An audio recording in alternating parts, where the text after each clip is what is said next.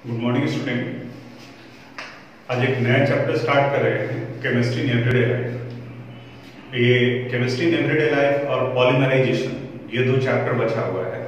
दोनों बहुत छोटा चैप्टर है, पूरी तरह से थ्योरेटिकल है और सीबीएसई ने इस बार इन दोनों चैप्टर को रिमूव किया हुआ है। यानी ये सिर्फ बिहार बोर्ड स्टूडेंट के एग्जामिनेशन में पूछा जाएगा, सीबीएसई स्टूडेंट के एग्जाम में नहीं पूछा जाएगा। हालांकि ये चैप्टर बिल्कुल आसान था।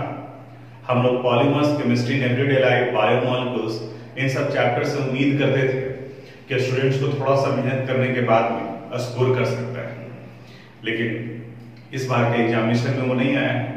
सिलेबस को रिड्यूस करने के लिए कुछ आसान चैप्टर को ही हटा दिया गया है। खैर, जो सीबीएसई वाले का सिलेबस कंप्लीट हो चुका है, जितना एग्जामिनेशन में आना था वो सब।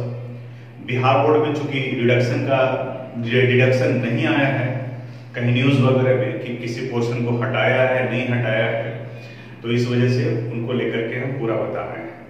केमिस्ट्री इन एवरीडे लाइफ ये बिल्कुल थ्योरेटिकल है और क्वेश्चन अगर आप देखोगे 2-3 साल का, पिछले साल का, उसके बाद, तो वहां पर बिल्कुल स्ट्रेट फॉरवर्ड क्वेश्चन पूछता है definition based. Write short notes on following, anti malarial, antibiotic, antiseptic, इन सब के बारे में। तो आपको भी उसी अनुसार से प्रिपरेशन करना है। आपको हम नोट्स दिए हैं, उसी का हम यहाँ प्रिंट आउट निकाल लिए हैं। बस ये एक पेज में आप अपनी कॉपी में लिखोगे तो मे भी हो सकता है कि वो 4 पेज 5 पेज में चला जाए, लेकिन बिल्कुल एकदम समराइज फॉर्म में एग्जामिनेशन पॉइंट ऑफ व्यू के अनुसार से दिया है। जैसे सबसे पहले यहाँ पे ड्रग्स का डिफिनेशन दिया है।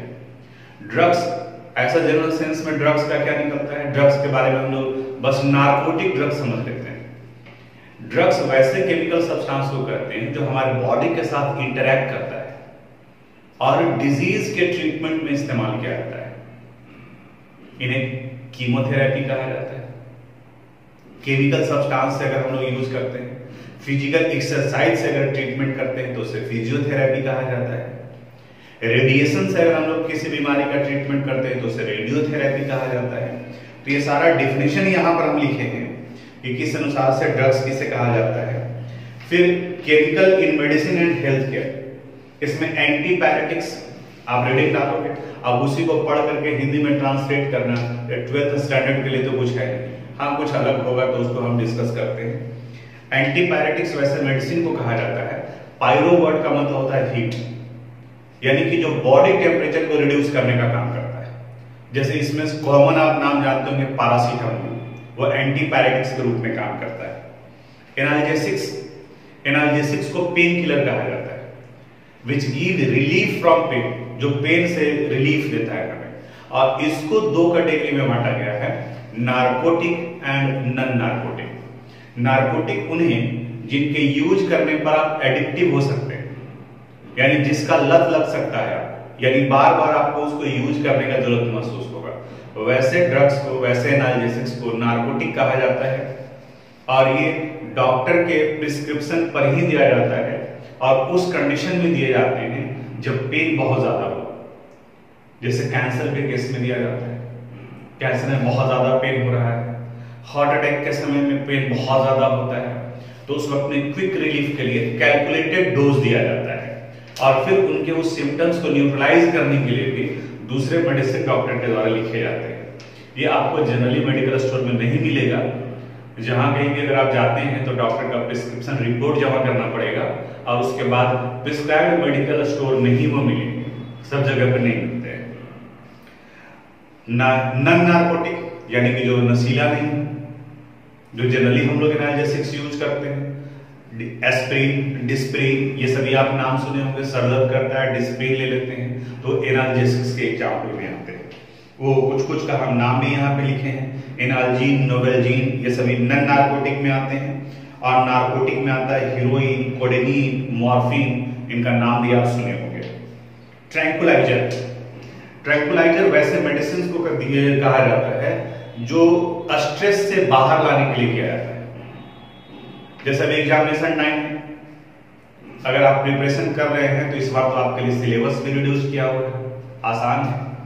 लेकिन अगर आप रिलैक्स ही हैं तो अब टाइम आ गया है कि आप स्ट्रेस में जाने लगेंगे, क्योंकि अगर इस साल रिजल्ट खराब हुआ तो अगले साल तो सिलेबस भी बड़ा बढ़ेगा, अगले साल आपको और ज्यादा मेहनत करना पड़ेगा।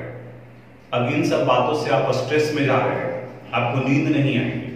तो ट्रैंकुलाइजर आप सुनते भी होंगे कि पागल हाथी को ट्रैंकुलाइजर का इंजेक्शन दिया जाता है, गन से फायर किया जाता है, वो बेहोश हो जाता है। एक्चुअली स्ट्रेस नींद ना आने की वजह से भी होती है। तो डॉक्टर क्या करते हैं, वैसे मेडिसिन देते हैं जो आपको स्ट्रेस से रिलीफ देता है, यानी कि आपको नींद आ गया। और अगर आप सो रहे हैं तो इसका मतलब ये हो कि स्ट्रेस से आप जो धीरे धीरे आपको रिलीफ मिल रहा है। तो ट्रैंकुलाइजर, इसके एग्जाम्पल्स में भी इप्रोनियाजिड, फेनाजिन, एक दो मेडिसिन लिख दिए हैं यहाँ पर, जिसको आप याद रखिएगा। एंटीसेप्टिक जो लिविंग टिश्यू के ऊपर में हम लोग अप्लाई करते हैं, और डिसइंफेक्टेंट जो नॉन लिविंग टिश्यू के ऊपर में अप्लाई करते हैं, नॉन लिविंग ऑब्जेक्ट के ऊपर में अप्लाई करते हैं। जैसे कुछ एक केमिकल सब्सटेंस डिसइंफेक्टेंट और एंटीसेप्टिक दोनों के रूप में काम करता है। जैसे उसके एग्जाम्पल में यहां दिया हुआ नोट में आप देखेंगे, some substances can act as disinfectant as well as antiseptic depending upon its concentration. For example, 0.2% solution of phenol act as antiseptic and 1% solution act as disinfectant. यानी कि अगर कंसंट्रेशन ज्यादा है तो डिसइंफेक्टेंट के रूप में इस्तेमाल करते हैं, और उसी को अगर डाइल्यूट कर दिए तब वो एंटीसेप्टिक के रूप में होगा, यानी कि आप अपने बॉडी पे उसको लगा सकते हैं।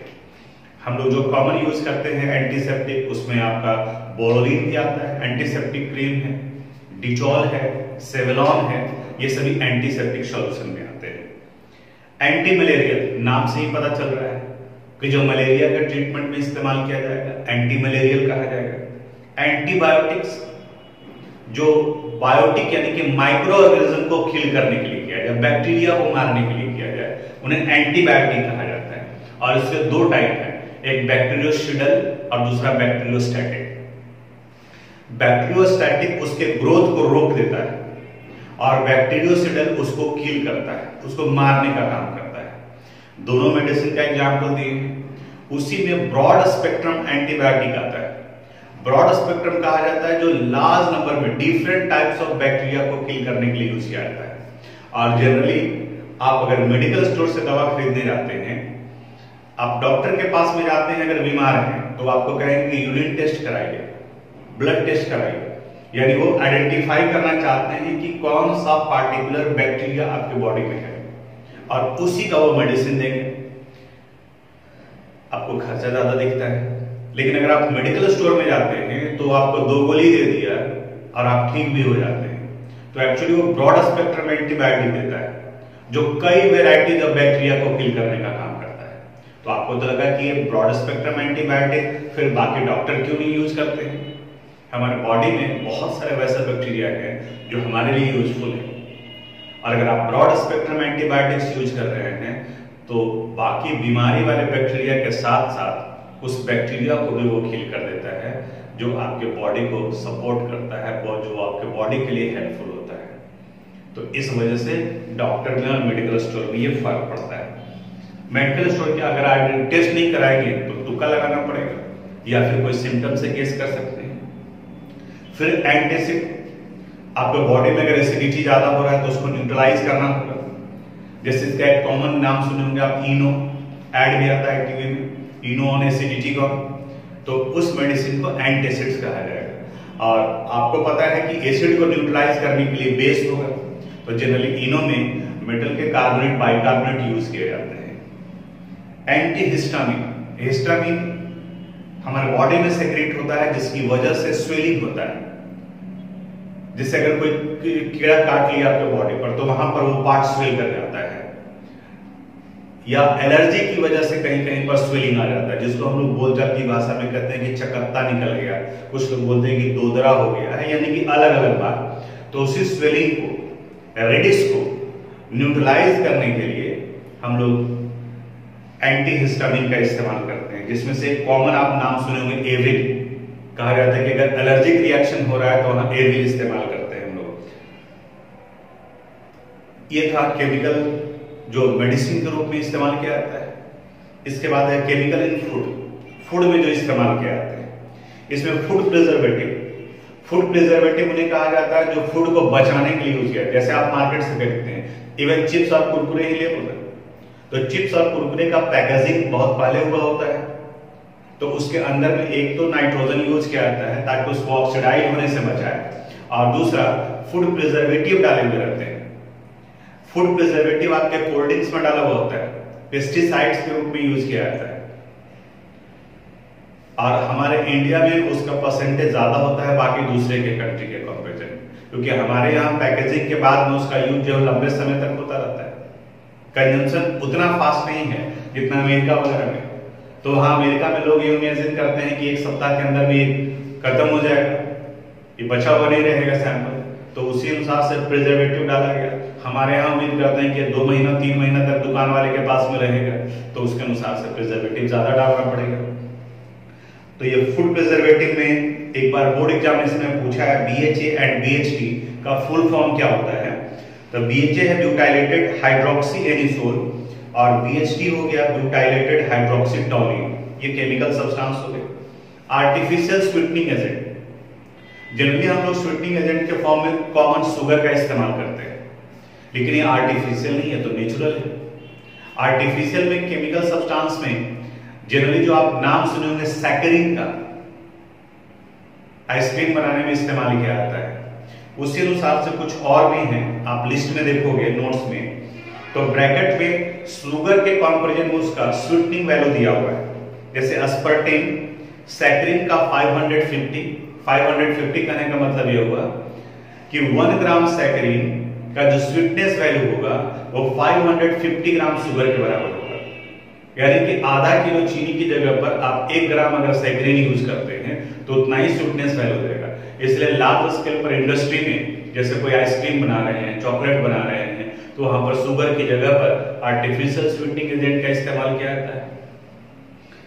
सबसे ज्यादा वैल्यू आप देखोगे तो एलिटेम का है, जिसका 2000 है। तो नॉर्मल कंडीशन में तो इसका इस्तेमाल आप नहीं कर सकते हो, क्योंकि इसका स्वीटनेस वैल्यू को आप कंट्रोल नहीं कर पाएंगे। आप समझिए, आप जो 1 चम्मच लिए तो 2000 चम्मच के बराबर में है, तो उसको कैसे आप कंट्रोल करेंगे? या तो बहुत ज्यादा ही मीठा हो जाएगा, या तो बहुत ज्यादा ही फीका हो जाएगा। तो जहां लार्ज स्केल पर होता है वहीं इस्तेमाल कर सकते हैं इसका। फिर एक क्लींसिंग एजेंट, क्लींसिंग एजेंट यानी कि जहां केमिकल सब्सटेंस का साफ करने के लिए इस्तेमाल करते हैं, और इसमें 2 पार्ट होता है, एक सोप और दूसरा डिटर्जेंट। सोप बायोडिग्रेडेबल नेचर का होता है, डिटर्जेंट नॉन बायोडिग्रेडेबल नेचर के होते हैं। ये इसके डिसएडवांटेज में होते हैं। लेकिन डिसएडवांटेज सोप का अगर देखा जाए तो ये हार्ड वाटर में वर्क नहीं करता। 11th क्लास नहीं पढ़े होंगे, और उसका इक्वेशन यहाँ पर बाकी हम पीछे वाले पार्ट में लिखे हैं लिमिटेशंस ऑफ सोप में। फर्स्ट इक्वेशन जो आप देखोगे तो सोप का प्रिपरेशन है, एनिमल फैट और वेजिटेबल फैट का इस्तेमाल करते हैं, उनका सोडियम हाइड्रोक्साइड के साथ रिएक्शन कराते हैं, and the method is called saponification, और इससे सोप बनता है। सोडियम और potassium salt of long chain carboxylic acid को कहा जाता है। तो सोडियम हाइड्रोक्साइड या पोटेशियम हाइड्रोक्साइड यूज करेंगे, और साथ में बाय प्रोडक्ट में ग्लिसरॉल बनता है। फिर वैरायटी ऑफ सोप, यानी कि उन्हीं के यूज के अनुसार से, किसी को अगर तालाब में नहाना है तो फ्लोटिंग सोप यूज करेंगे, अगर उसमें डिटॉल डाल दिया, नीम डाल दिया तो उसे मेडिकेटेड सोप कहेंगे, अगर ज्यादा झाग बनाना है तो उसे फोमिंग सोप कहा जाएगा, अगर ट्रांसपेरेंट बनाना है तो ग्लिसरॉल यूज करते हैं, जैसे पियर्स, खस, ये सभी आता है जो ट्रांसपेरेंट दिखते हैं। तो उसके अनुसार से इनके टाइप को यहाँ पर दिखाया है। लिमिटेशंस ऑफ सोप मॉलिक्यूल, इस वाले पार्ट में आप देखोगे कि कैल्शियम क्लोराइड और मैग्नीशियम क्लोराइड जो कि परमानेंट हार्डनेस प्रोड्यूस करते हैं वाटर में, इनके साथ सोप मॉलिक्यूल केमिकली कंबाइन कर जाता है और प्रेसिपिटेट का फॉर्मेशन करता है, जिसे अस्कम कहते हैं। और डिटर्जेंट, वहां अस्कम का फॉर्मेशन नहीं होता है, सोप फ्रोथ का फॉर्मेशन नहीं करता है हार्ड वाटर में, जबकि डिटर्जेंट हार्ड वाटर में भी सोप फ्रोथ का फॉर्मेशन करता है। लेकिन डिटर्जेंट का डिसएडवांटेज ये है कि नॉन बायोडिग्रेडेबल नेचर का है, ये पॉल्यूशन क्रिएट करता है, जबकि ये पॉल्यूशन क्रिएट नहीं करता है। अब डिटर्जेंट में भी इनके कंपोजिशन के अनुसार से 3 पार्ट में बांटा गया है। कटायनिक डिटर्जेंट, एग्जाम्पल याद रखोगे, एनायनिक डिटर्जेंट और नॉन आयनिक डिटर्जेंट। ये देखोगे कि जो बड़ा यानी कि जो मेजर पार्ट है डिटर्जेंट का, अगर उसके ऊपर पॉजिटिव चार्ज है तो वो कटायनिक हो गया, निगेटिव चार्ज है तो अनायनिक हो गया, और नॉन आयनिक यानी कि वो न्यूट्रल है, लॉन्ग पॉलीमेरिक चेन के फॉर्म में वो दिख रहा है। लिमिटेशंस ऑफ डिटर्जेंट, ये इतना कुछ था इसमें केमिस्ट्री ने एवरीडे लाइफ में। तो बाकी सब कुछ क्वेश्चन बैंक आप देखो, उसमें जो पूछा हुआ है वो आप एक बार, दो बार, तीन बार डालोगे रीडिंग, बाकी दिमाग में बैठेगा, एग्जाम्पल ही याद करना पड़ेगा। जैसे हमको लगता है कि एनाल्जेसिक्स, और कई चीज तो आप जानते भी होंगे, जैसे एंटीपायरेटिक्स, पैरासीटामोल, तो एंटीपायरेटिक्स आपको ध्यान में रखना है कि अच्छा ये फीवर के लिए होता है, तो पैरासीटामोल तो आप लिख ही देंगे। तो आज यहीं तक chemistry in everyday life complete हुआ। एक क्लास और लगाएंगे पॉलीमराइजेशन में, वहां पर कुछ करना है, उसमें भी याद करने वाला पार्ट है जो जनरली क्वेश्चन पूछता है, लेकिन एक दो पार्ट समझने वाला है। जैसे मैकेनिज्म है पॉलीमराइजेशन का, एडिशन पॉलीमराइजेशन का, उसको बताएंगे, और कुछ एक का स्ट्रक्चर बताएंगे कि किस तरीके से बनाया जाता है।